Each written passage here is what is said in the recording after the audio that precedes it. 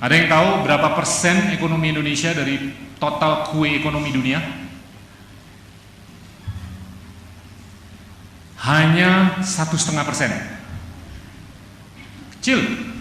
Jadi kue ekonomi di Indonesia yang totalnya kurang lebih 1 triliun dolar itu hanya merupakan 1,5% dari total kue ekonomi dunia.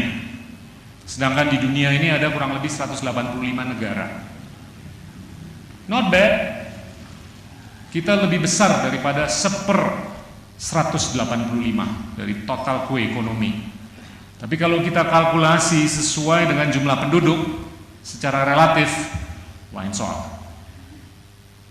Nah, ini gimana kita bisa memposisikan Indonesia dalam konteks dunia yang sudah mulai berubah. Korea yang tadinya sangat terbelakang sekarang menjadi negara ekonomi bangsa yang cukup modern dan memiliki soft power dan memiliki kapasitas untuk memproyeksikan soft power yang luar biasa. Ada yang pakai produk Samsung di sini? Ada? Apa? Galaxy? TV? Radio? Handphone? Apalagi? AC?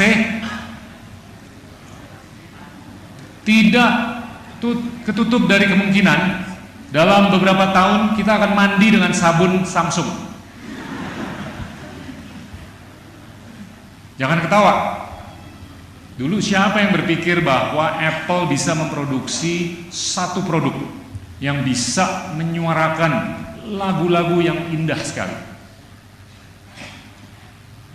Siapa yang berpikir bahwa Steve Jobs bisa membuahkan produk yang bisa mengkomunikasikan satu orang dengan orang lain?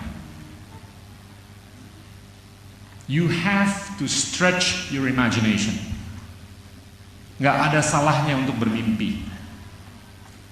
Orang seperti Steve Jobs, negara seperti Korea itu mulai dari mimpi. Di tahun 60-an, di tahun 70-an, Korea itu sulit sekali untuk mengembangkan apapun yang mereka ingin kembangkan, terutama industri manufaktur. Tapi mereka sangat berparadigma adalah untuk menjadi industri manufaktur yang solid, kita harus bisa berparadigma menjadi eksportir yang paling efisien.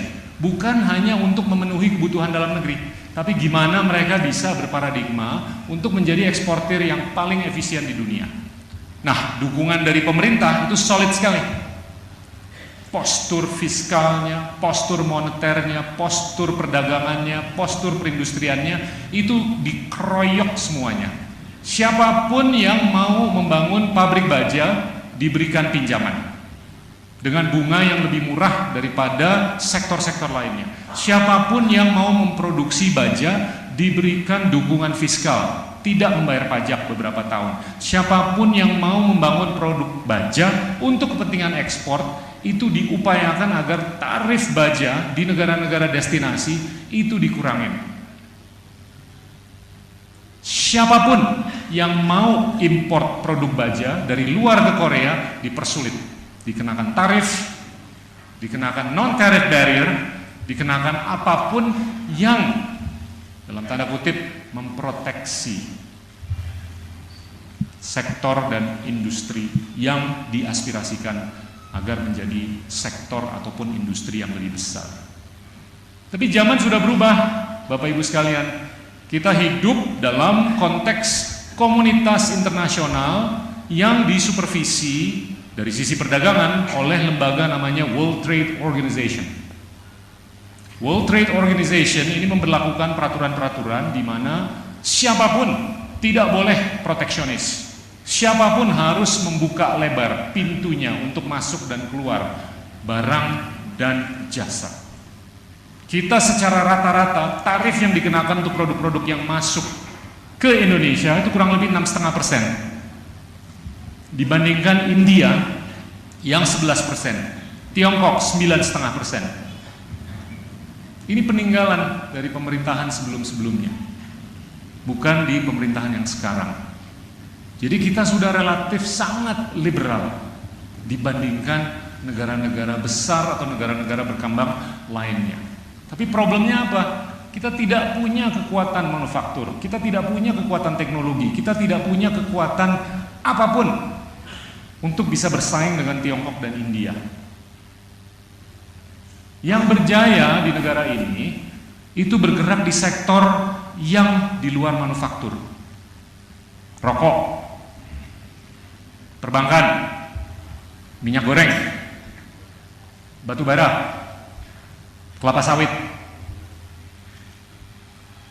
Ada nggak yang bisa memproduksi komputer yang lebih murah daripada Lenovo? Ada nggak yang bisa memproduksi handphone yang lebih bagus, lebih cantik, lebih murah daripada Galaxy?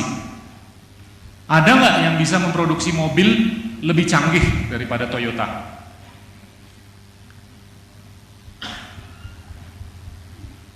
Dari sisi probabilitas, anak-anak dari ITB lah yang bisa nyambung dengan cerita ini.